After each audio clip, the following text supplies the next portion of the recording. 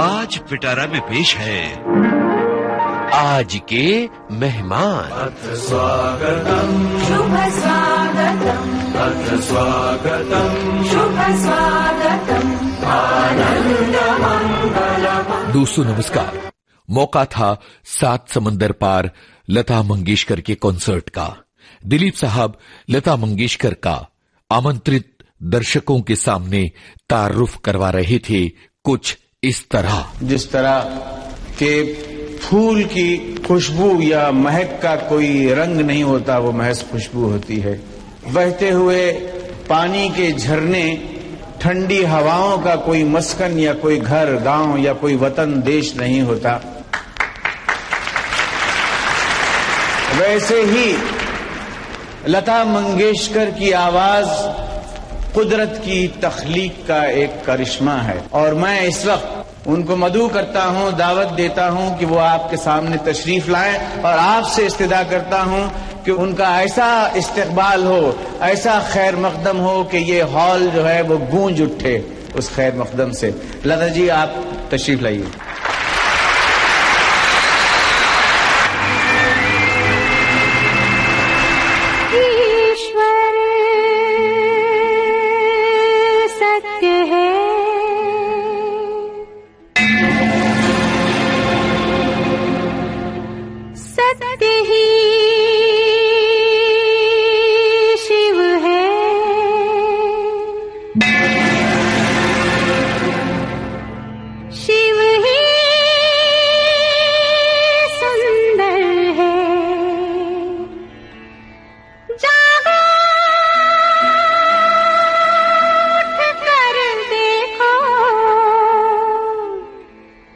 जीवन जो तुजागर है,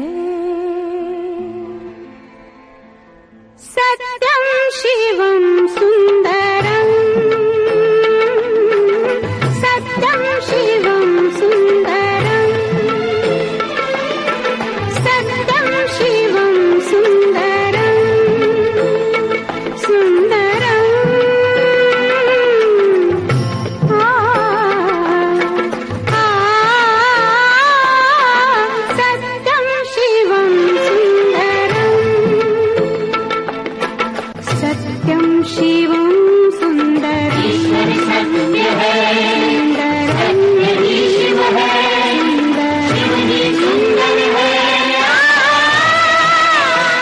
कुछ बरस हुए रेडियो सखी ममता सिंह ने टेलीफोन पर लता मंगेशकर से कुछ बेमिसाल यादें रिकॉर्ड की थीं। आज लता दीदी के जन्मदिन के मौके पर ये बेमिसाल रिकॉर्डिंग आपके लिए। सुर साम्राज्ञी, कोकिल कंठी, गान सरस्वती, लता मंगेशकर टेलीफोन लाइन पर। इनसे बातचीत कर रही हैं ममता सिंह। दीदी प्रणाम। प्रणाम जी। वो मुझे मालूम है विविध भारती पे मेरे गाने बजते हैं और विविध भारती 57 में शुरू हुआ। जी जी।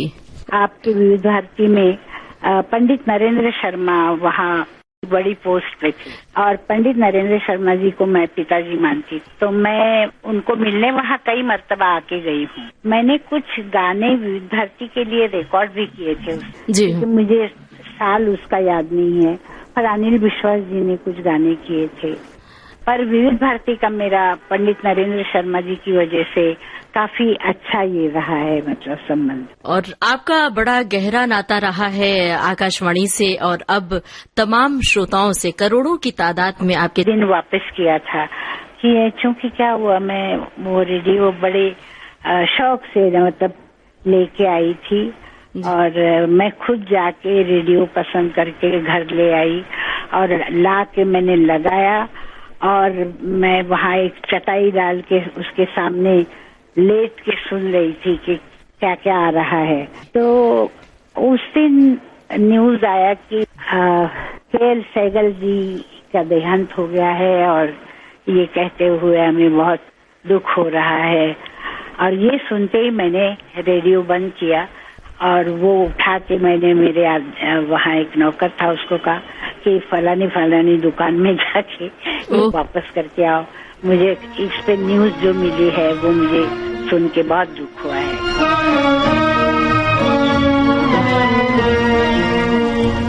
जब दिल ही टूट गया, जब दिल ही टूट गया, हम जी के क्या करेंगे, हम जी के क्या करेंगे, जब दिल ही टूट गया, जब दिल ही टूट गया।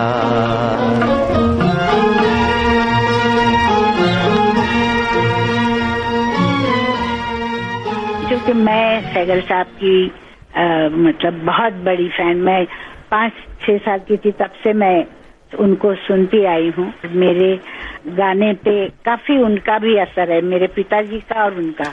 चूंकि पिताजी थे वो मुझे सिखाते थे क्लासिकल म्यूजिक, और सहगल साहब की फिल्म के गाने मैं सुना करती थी। तो ये दो ही मेरे मतलब उस वक्त ये थे, हीरो थे, और दोनों ही मेरे गुरु थे जिनको मैं सुनती थी और मुझे अच्छा लगता था।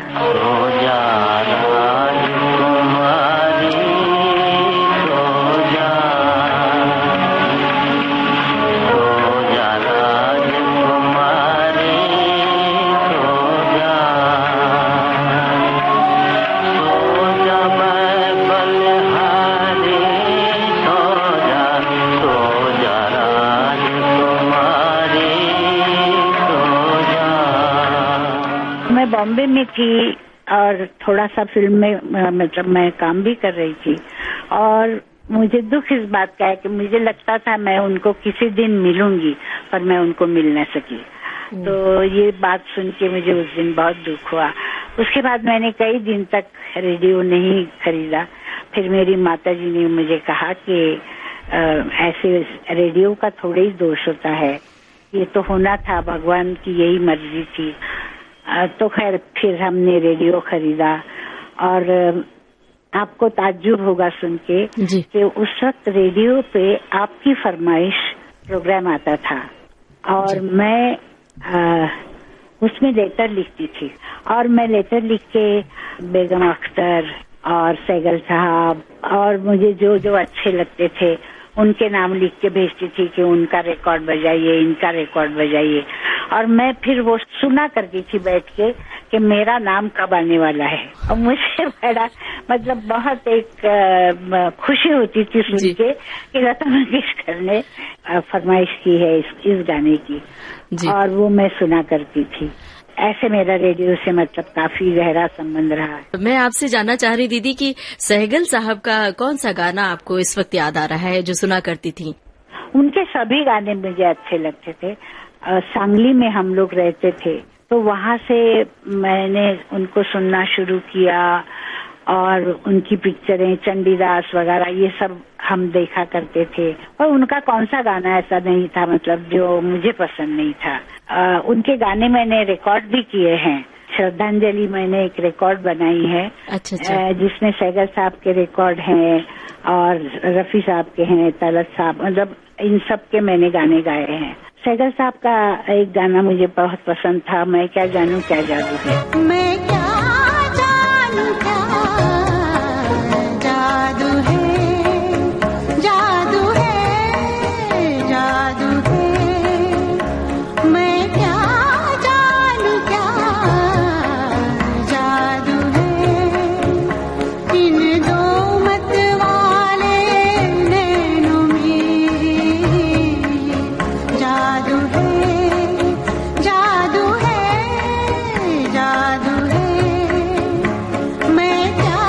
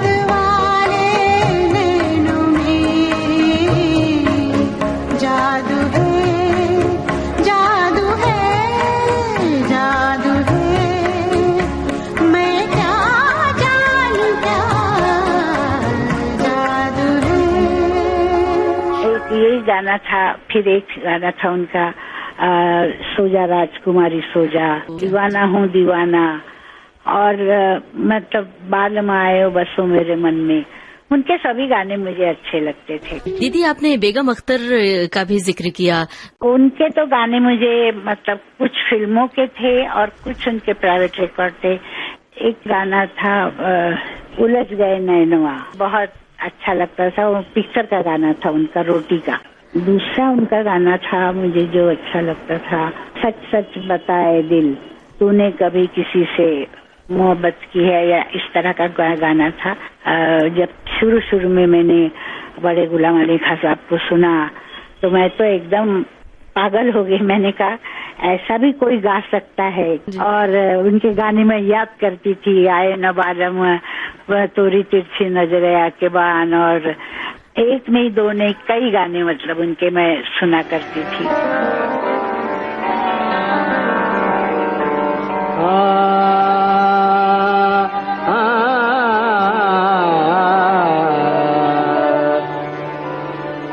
का करूं सजने यार न पालम, का करूं सजने यार न पालम, सरपत बित मोरे चुन बिन रतिया यार न पालम,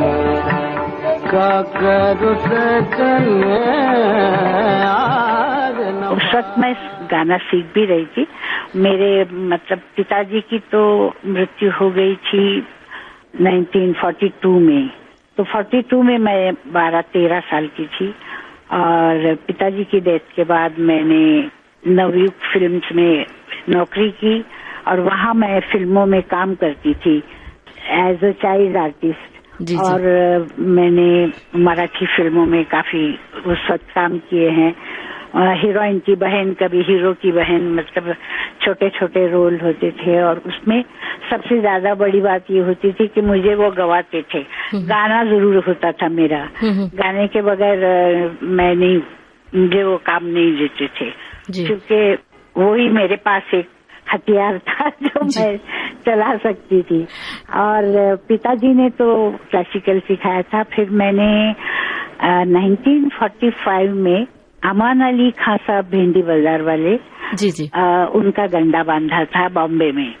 और उसके बाद फिर मैंने, वो जब चले गए यहाँ से, तो फिर मैंने अमानत खां साहब, वो देवास के थे, उनसे सीखती रही गाना। और वो भी, उनकी भी डेथ हो गई। उसके बाद मैं फिल्मों में गाना शुरू किया हमने, और मैं बहुत बिजी हो गई काफी, मतलब फिल्मों में गाना वाना चलने लगा। और फिर मुझे वक्त नहीं मिलता था कि मैं और किसी से सीखूं या कुछ। फिर भी मैंने बहुत बाद में बड़े गुलाम अली खां साहब के शागिर्द थे तुलसीदास जी शर्मा, तो उनसे थोड़ा मैं सीखती रही, मैं और मेरी बहन। तो इस तरह मेरा गाने का सफर रहा। और हाँ, मैं आपको बताऊं कि मैंने रेडियो पे अनिल विश्वास जी के गाने किए थे, और वो लिखे थे पंडित नरेंद्र शर्मा जी ने। उसमें एक गाना था, रख दिया नभ शून्य में किसने तुम्हें मेरे हृदय, एक गाना था, बहुत सुंदर गाना। क्या बात है, बहुत सुंदर जी। और एक गाना था उनका युग की संध्या, कुछ उसका टाइटल था युग की संध्या, अब मुझे याद नहीं आ रहा है। कृषक वधू सी किसका पंथ निहार रही है, ये उनका गाना था। जी जी जी। ये मैंने 2 गाने रिकॉर्ड किए थे। और फिर मैंने रेडियो पे एक मिस्टर मर्चेंट करके कोई थे, गुजराती थे, उनके 2 गाने गुजराती के रिकॉर्ड शायद किए थे। पर ये तो बहुत बात की बात है, मैं आपको उससे पहले की बात बताती हूँ। जी जी। और 1941-42 की बात, 41 की होगी, 41। जी जी। यहाँ मुझे मेरे पिताजी लेके आए। मेरे पिताजी रेडियो पे हमेशा गाया करते थे, उनको बुलाते थे। और रेडियो पे उस वक्त म्यूजिक के संभालने वाले बुखारी साहब, उन्होंने मुझे बुलाया और कहा, आजादी के पहले की बात है, और वो उन्होंने मुझे बिल्कुल हाँ बेटी आ जाओ, चलो इधर बैठो, ये आप गाना गाओ, ये वो मेरे पिताजी के दोस्त थे जी। फिर मैंने रेडियो पे 2 नाट्य संगीत गाया था, मराठी का था, पर वो उस वक्त लोगों ने बहुत पसंद किया था। याद है क्या दीदी, वो बोल याद है क्या? बोल मतलब एक शायद था राधा मधु मिलिंद जय जय जी, ये एक था, और एक था पावना वामना यामना जी। इस तरह 2 गाने गाए थे और वो बहुत पसंद किए। और मतलब रेडियो से मुझे घर में लेटर वेटर भी लोगों ने लिखे थे। और फिर मेरे पिताजी की डेथ के बाद हम लोग फिर जब बॉम्बे आए तो एक पिक्चर मास्टर विनायक जो थे, जो प्रोड्यूसर थे हमारी कंपनी के, तो उन्होंने एक पिक्चर बनाई थी बड़ी माँ, जिसमें नूरजहां जी हीरोइन थी और सितारा देवी जी उसमें दूसरा रोल कर रही थी। और हम भी उसमें एक 2 जगह एक गाना मैंने गाया था और ऐसा ही कुछ ये था। तो नूरजहां जी के गाने, मुझे नूरजहां जी का गाना पसंद था, बहुत पसंद था। तो नूरजहां जी के जो गाने थे उसमें वो बहुत मुझे अच्छे लगे थे। वो उसके म्यूजिक डायरेक्टर थे दत्ता कोरगांवकर जी जी। तो मैंने वो गाने याद किए थे। नूरजहां जी चली गई पाकिस्तान और एक रेडियो का प्रोग्राम आया और उस प्रोग्राम में पिक्चर क्या बनी है और वहाँ कौन कौन काम कर रहे हैं, ये सब मतलब मास्टर विनायक जी ने एक्सप्लेन किया। और फिर कहा कि हमारा म्यूजिक भी बहुत अच्छा है, तो आपको नूरजहां जी का गाना हमारे यहाँ जो एक आर्टिस्ट है वो आपको सुनाएगी। और उस वक्त मैंने नूरजहां जी के 2 गाने गाए। एक था दिया जलाकर आप बुझाया और एक था आ इंतजार है तेरा। मेरे पास शायद अभी तक वो लेटर है, लोगों ने लिखा था कि ये जो लड़की जिसने नूरजहां जी का गाना गाया इसका नाम क्या है और ये आगे जाके बहुत नाम करेगी, ऐसे लोगों ने अरे क्या बात है जी। तो ये एक बड़ा मतलब रेडियो का मुझे किस्सा याद है। तो दीदी मल्लिका तरन्नुम नूरजहां जब भारत आई थी तो आपसे मिलने भी आई थी, तो उनका कोई गीत अभी हम श्रोताओं को सुनवाएं? कौन सा गीत आप कहेंगे? आवाज दे कहाँ है या फिर और कोई गीत आपको याद आ रहा हो? आप वही सुनाइए, दिया जलाकर आप बुझाया। जी ठीक है, हम ये सुनवाते हैं। अच्छा है, वो बड़ी माँ का है। दिया जलाकर आप बुझाया, तेरे सामने निराले निराले दिल तोड़ के जाने वाले, दिल तोड़ के जाने वाले, दिया जलाकर आप बुझाया। दीदी आपके मनपसंद शास्त्रीय गायक कौन रहे हैं? एक तो बड़े गुलाम अली खान साहब, उसमें कोई शक नहीं जी। अपने यहाँ मतलब आमिर खान साहब, क्योंकि आमिर खान साहब का गंदा मेरे भाई ने बांधा था, मेरे भाई उनके शिष्य हैं और उनका भी मुझे गाना बहुत पसंद था। अपने पंडित जसराज जी, पंडित भीमसेन जोशी, मतलब मैं बहुत अलग अलग लोगों के नाम ले रही हूँ जी, मैं जिनका गाना बैठ के सुन सकती थी। पाकिस्तान से आए हुए नजाकत सलामत, ये इन सब गवैयों से मतलब मुझे एक तरह से ये था। और आपने शायद सुना हो रोशनारा बेगम थी जी जी, जो हमारे मिरज की थी और मुझे उनका भी गाना अच्छा लगता था। औरतों में मुझे ये अच्छी लगती थी केसरबाई केरकर। दीदी पंडित भीमसेन जोशी के साथ भी एल्बम किया था ना आपने, वो याद है क्या?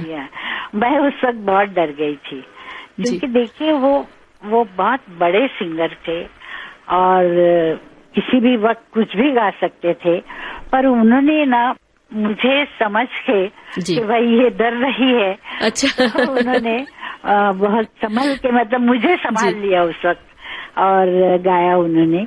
हालांकि गाते वक्त मैं सच्ची बात बताती हूँ, जब गाना पड़ता था, जब हम गाते थे, मैं कभी किसी से नहीं डरती थी और गाती थी जी। पर शुरू में मुझे एक अजीब सा ये लगता था, जैसे मैं आज तक मैं जब प्रोग्राम शुरू करती हूँ तो स्टार्ट मुझसे होता है और जाके मैं भगवत गीता का श्लोक गाती हूँ और फिर गाने गाती हूँ फिल्म के।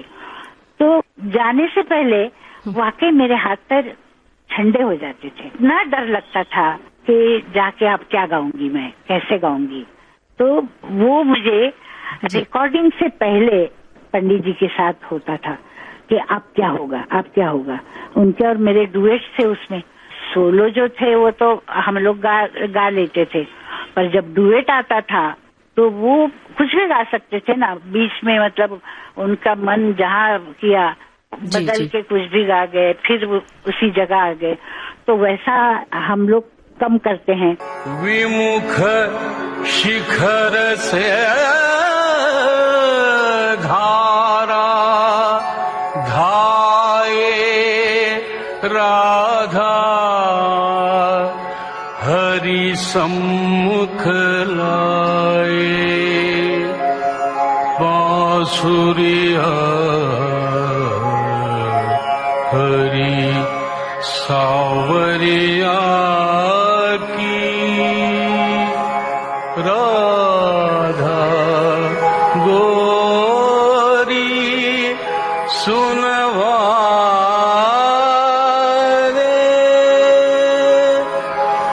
बाजे मुरली बादर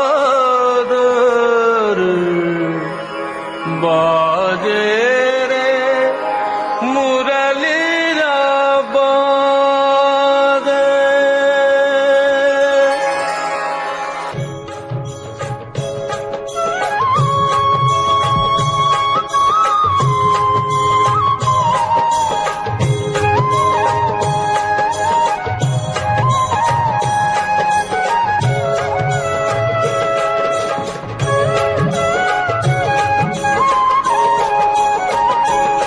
बाजे रे मुरलिया बाजे, बाजे रे मुरलिया बाजे, बाजे रे मुरलिया बाजे। अधर धरे मोहन मुरली पर, अधर धरे मोहन मुरली पर, होठ पे माया विराजे, बाजे मुरलिया बाजे, बाजे रे मुरलिया बाजे।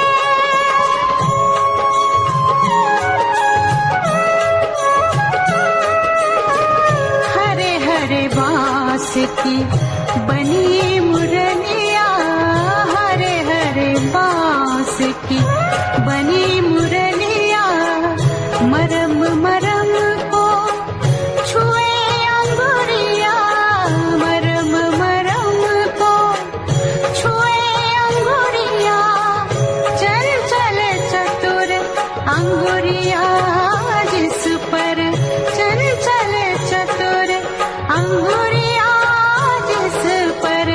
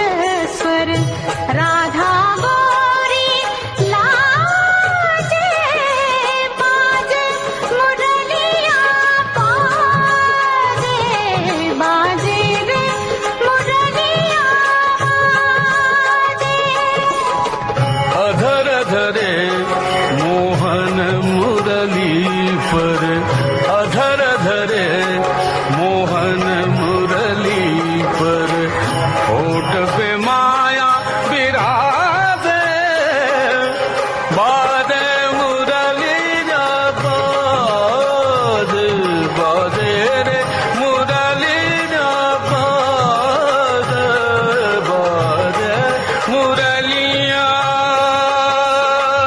मुरलिया मुरलिया बाजे मुरली बाजे मुरलिया बाजे। दीदी इस समय तो मेरे हाथ पैर भी ठंडे हुए हैं। दीदी से बात हो रही है, घबराहट भी है, खुशी भी है। मदन मोहन साहब का जिक्र करेंगी, संगीतकार मदन मोहन।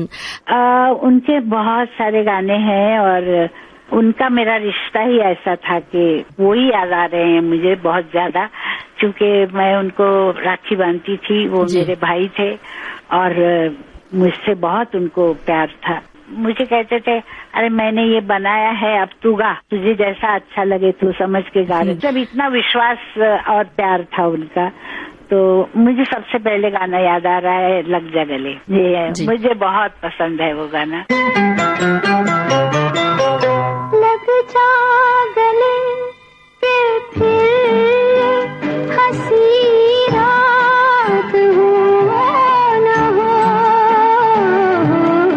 शायद फिर से जन्म में मुलाकात हो न हो। लग जा गले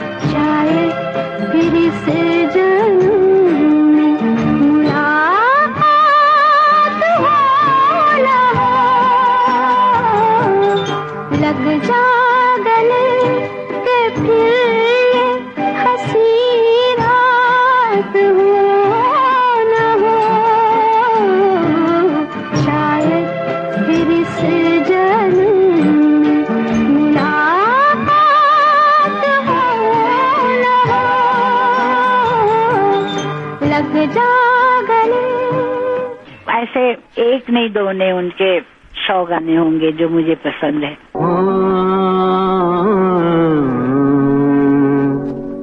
मायरे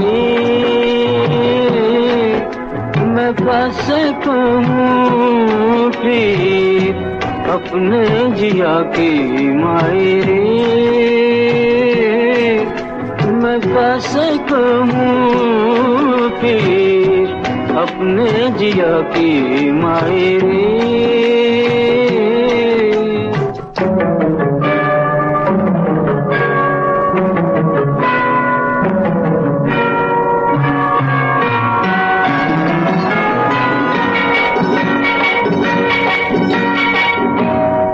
की डगर में बैठे मैला हुआ री मेरा आचरा,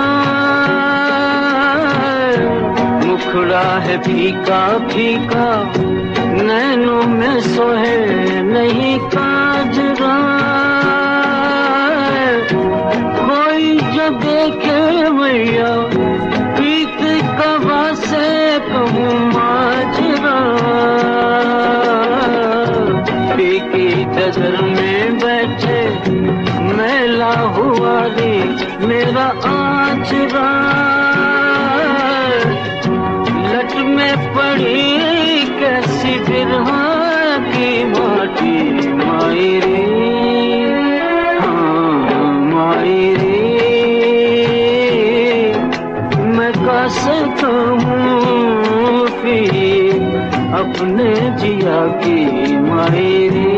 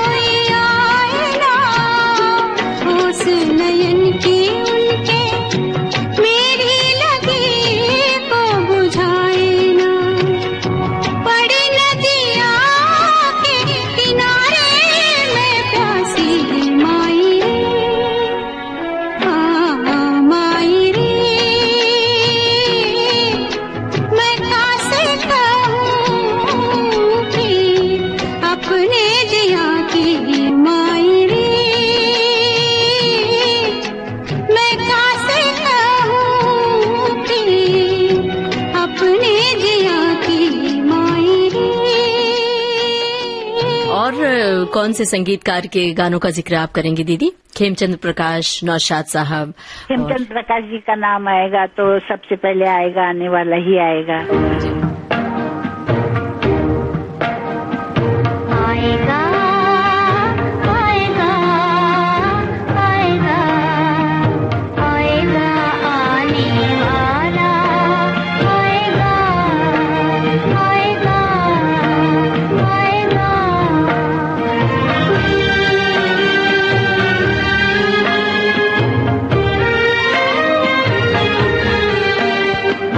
दीपक बगल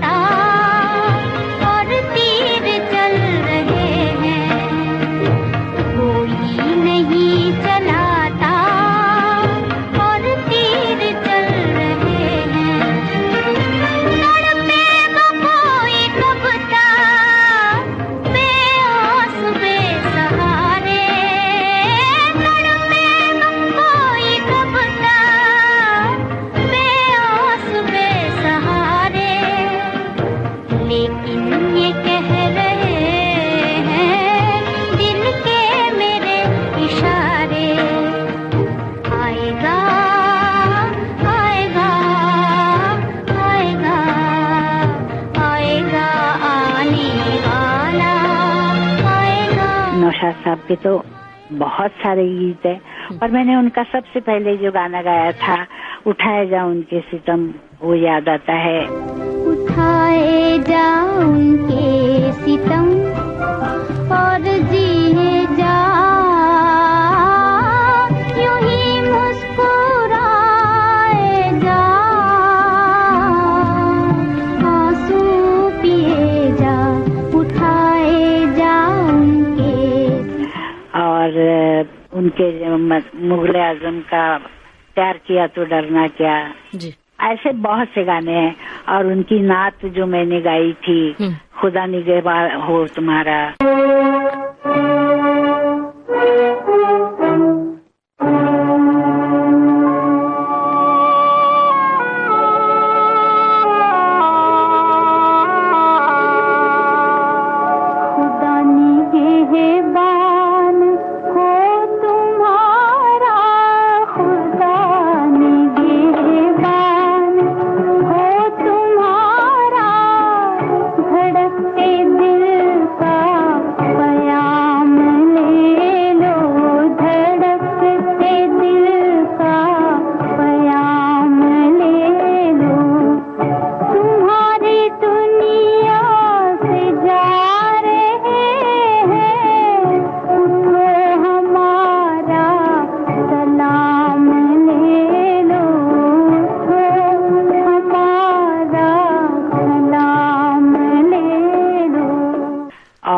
उनका एक किस्सा मैं आपको बताऊं। जब मुझे मुकेश भैया ने कहा कि लता तुमको नौशाद साहब ने बुलाया है, तो मैंने कहा नौशाद साहब वही जिन्होंने रतन का म्यूजिक किया था, गाने वाले बालमा। तो कहने लगे हाँ। तो मैंने कहा अच्छा, तो मुझे क्या करना होगा। मैं उस वक्त मैंने प्लेबैक सिंगिंग शुरू किया था। कहने लगे तुम चलो तो सही। वो ले गए मुझे, मैं बैठी वहाँ पे और वो कहीं अंदर गए हुए थे, फिर वो वापस बाहर आए और आके कहा कि आदाब लता बाई जी। मैंने कहा आदाब, बैठिए बैठिए, कैसी हैं आप। मैंने कहा ठीक हूँ। तो हम कुछ गाने रिकॉर्ड करना चाहते हैं, तो सोचा आपको बुलाया जाए, पर आप उर्दू वगैरह गा लेती हैं, चूंकि आप मराठी हैं तो थोड़ा मुश्किल। मैंने कहा नहीं, अभी तो शुरू किया है और गाती हूँ। अभी एक पिक्चर में मैंने गजलें गाई है। अच्छा, कहने लगे नहीं वैसे हमको यकीन है कि आप अच्छा गाती हैं, पर आप हमें सुनाएंगी कि वो गजलें कैसी हैं, ताकि हमें भी आपकी आवाज सुनने का शौक है। जी। मतलब उनका ये था कि ये कैसे उर्दू गाएगी, जरा सुन ले। जी जी। तो मैंने उनको श्याम सुंदर जी की गजल थी लाहौर पिक्चर में, उम्मीद के झूले में तकदीर झुलाई जाती है, तो वो मैंने उनको सुनाया। जी तो जी। बहुत खुश हुए, कहने लगे एक और सुनाइए। फिर मैंने और एक गाना सुनाया उनको। तो फिर उन्होंने मुझे कहा कि आप कल से आ सकते हैं, हम रिहर्सल वगैरह शुरू करें। तो फिर मैं दूसरे दिन गई और फिर हमने गाने रिहर्स करना शुरू किया।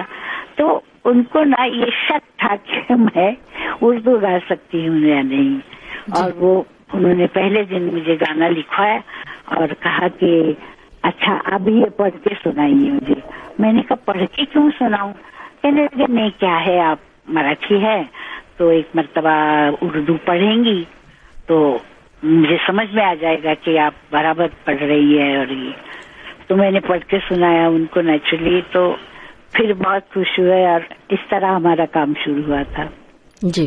दीदी, दिलीप कुमार साहब से कोई याद जुड़ी है आपकी? दिलीप कुमार मतलब मैं उनको यूसुफ भाई कहती हूँ जी, और वो वाकई मेरे भाई हैं। और मैं वो जहाँ भी जाते थे तो छोटी सी मेरी बहन कह कह के बुलाते थे। तो उनके मेरे बहुत अच्छे रिलेशन हैं और अभी तक मैं जाती हूँ पर कम बात होती है। अच्छा दीदी, आपको गानों के अलावा कौन से शौक हैं उसके बारे में बताइए। का शौक बहुत था, अभी थोड़ा कम हुआ है, चूंकि मैं मतलब क्यों दीदी? नहीं, वो काफी उसमें होता है ना, भागदौड़, इधर जाओ उधर जाओ जी। तो वो करती हूँ पर बहुत कम। अब मैंने मेरे सब कैमरे मेरे बेच डाले अभी तो। हम जानना चाहते हैं पहला कैमरा जो खरीदा था उससे जुड़ी हुई कोई याद है, बताइए। हम लोग साथ रहते थे, विनायक राव की कंपनी के जो लोग थे, तो हम लोग पड़ोसी थे और उसमें एक माधवराव शिंदे करके थे, एडिटर थे, पर उनको फोटोग्राफी का बहुत शौक था जी। और उन्होंने मुझे उनके पास जो कैमरा था उसके ऊपर फोटो लेने के लिए कहा जी। और फिर एक दिन उन्होंने मुझे कहा कि तुम एक कैमरा खरीद लो। तो मैंने कहा खरीदने के लिए पैसे कितने लगेंगे? उसने कहा कि 1200 रुपए में आ जाएगा। तो मैंने कहा ठीक है, मैं 1200 रुपए तो दे सकती हूँ। तो मैंने 1200 रुपए दिए और उन्होंने मुझे पहला जो कैमरा दिया था लाके वो था रोलीफ्लेक्स और बहुत अच्छा कैमरा था। और रोलीफ्लेक्स लेके हमारे कंपनी का आउटडोर था, तो बम्बई के पास ही था मतलब, तो हम लोग सब ऐसे देखने गए। तो मैंने माधवराव शिंदे को कहा कि मैं आऊंगी वहाँ पे और मैं मेरे नए कैमरे से फोटोग्राफी करूंगी जी। तो कहने लगे अच्छी बात है, तुम देखो कैसे आता है। तो मैं गई और एक हमारे शांताराम जी की कंपनी में एक आदमी था, वो बैठा हुआ था, वहाँ नदी थी छोटी सी, मतलब बह रही थी जी जी। तो उसके किनारे वो बैठा था। हाँ। तो उसका फोटो मैंने पहले लिया। हाँ। उसको बताया नहीं और फोटो लिया। अच्छा। तो वो फोटो लेके मैंने कहा अभी ये पहला देखूंगी और फिर मैं बाद में सोचूंगी कि क्या करना है। और फिर बाद में उनको मैंने कहा कि अभी आप ही फोटो लीजिए और मुझे बताइए कि क्या ये रखना है, टाइमिंग कैसे, ये सब बताइए। वो उन्होंने मुझे बताया और फिर मैं फोटोग्राफी करने लगी। और फिर वो जो किले से गिर गया था एक कैमरा, वो क्या था दीदी? वही था वो मेरा कैमरा। अच्छा।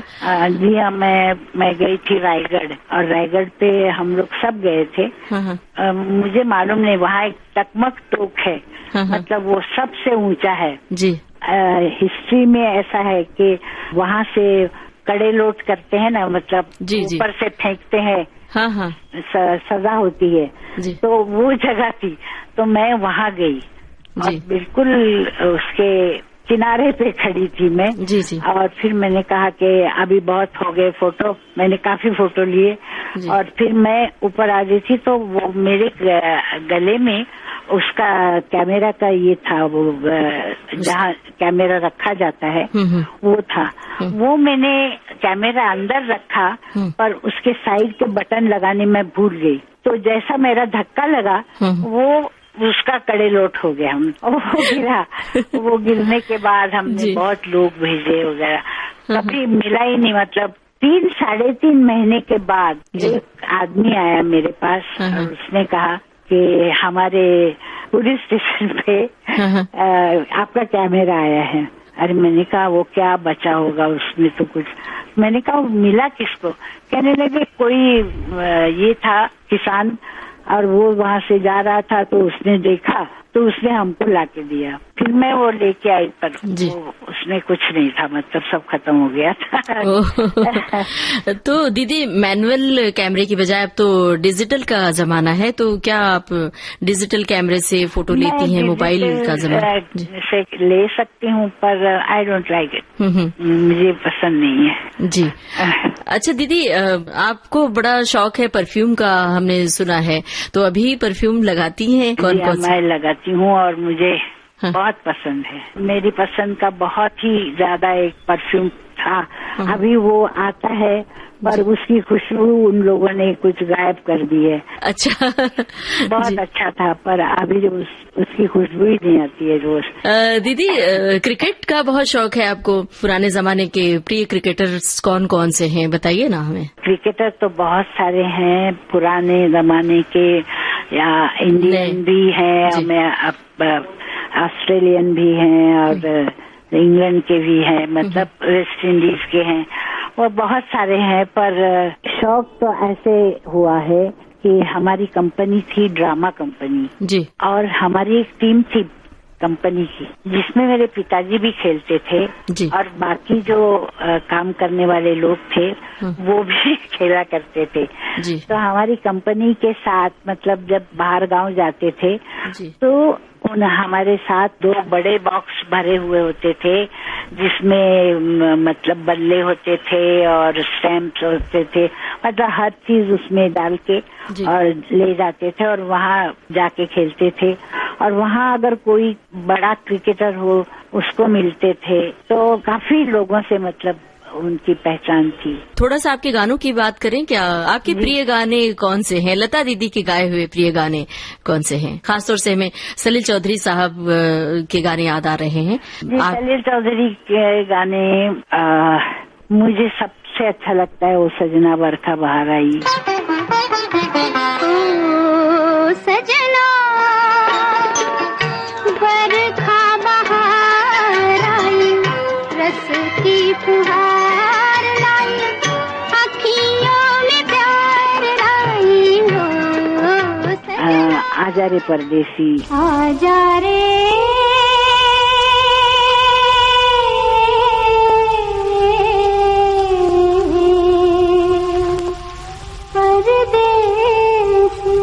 क्या हुआ, मेरी सलीला जब यहाँ आए तो मेरी पहचान हुई वहाँ बिमल दा के स्टूडियो में जी।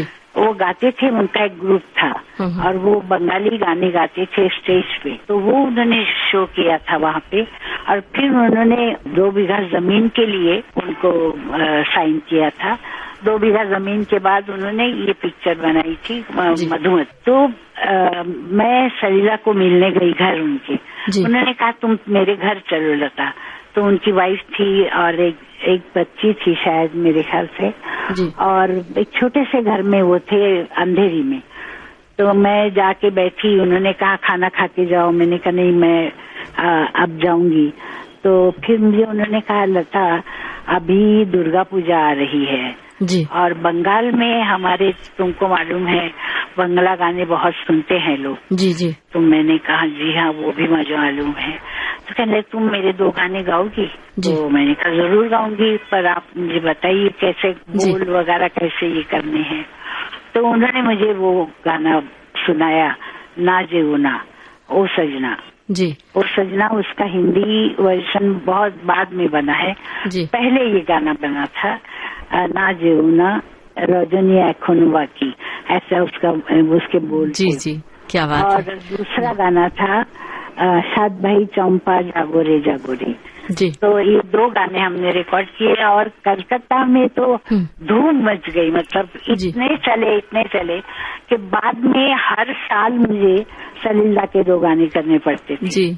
और बहुत सारे लोग, मुझे बताया गया, HMV ने बताया कि बहुत सारे वहाँ के गाने वाले लोग पहले आके पूछते थे कि इस साल लता के गाने कैसे आए हैं, हमको सुनाइए जी। तब हम लोग रिकॉर्ड करेंगे हमारे। तो उनको डर लगता था कि जाने हमारे चलेंगे या नहीं। तो हर साल मैं रिकॉर्ड करती थी और हर साल वो ना मोनो लागे ना वो भी बंगला था, ना जिया लगे ना। जिया लागे ना तेरे बिना मेरा कहीं जिया लागे ना, ना जिया लागे ना तेरे बिना मेरा कहीं जिया लागे ना, ना जिया लागे ना। बड़ी ही दिलचस्प बातें हो रही हैं दीदी। खयाम साहब का भी हम चाहते हैं आप जिक्र करें दीदी। मुझे खयाम साहब के गाने अच्छे लगते हैं, हमेशा अच्छे लगते हैं जी। और वो पहाड़ी का उसमें इस्तेमाल करते हैं और पहाड़ी में बहुत अच्छी तरह से, और छोटी छोटी जगहें और तान और ये वो उनका एक अलग ही मतलब स्टाइल है। तो खयाम साहब का क्या कहने, बहुत ही अच्छे म्यूजिक डायरेक्टर हैं। कभी कभी मेरे दिल में ख्याल आता है कि जैसे तुझको बनाया गया है मेरे लिए, कि जैसे तुझको बनाया गया है मेरे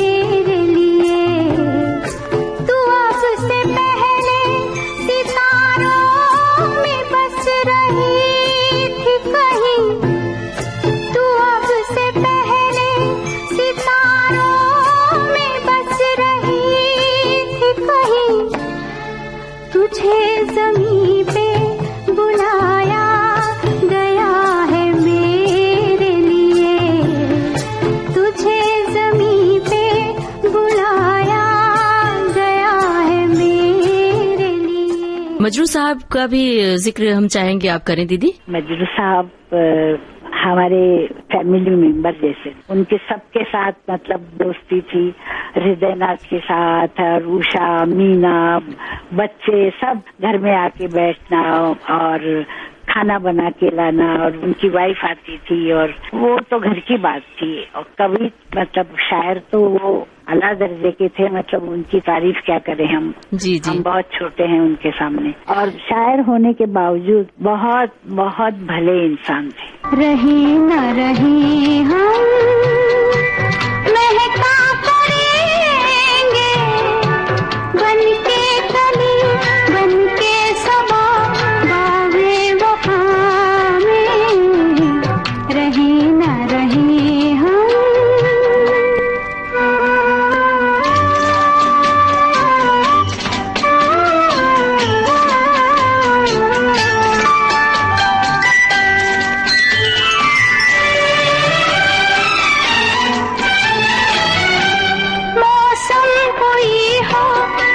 चमन में रंग बनके रहेंगे हम खिरामा, चाहत की खुशबू यूं ही जुल्फों से उड़ेगी, खिजा हो या बहार, यूं ही झूमते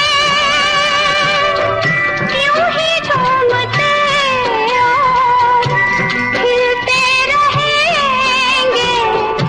बनके कली बनके सबा बागे वफा में, रहे न रहे हम।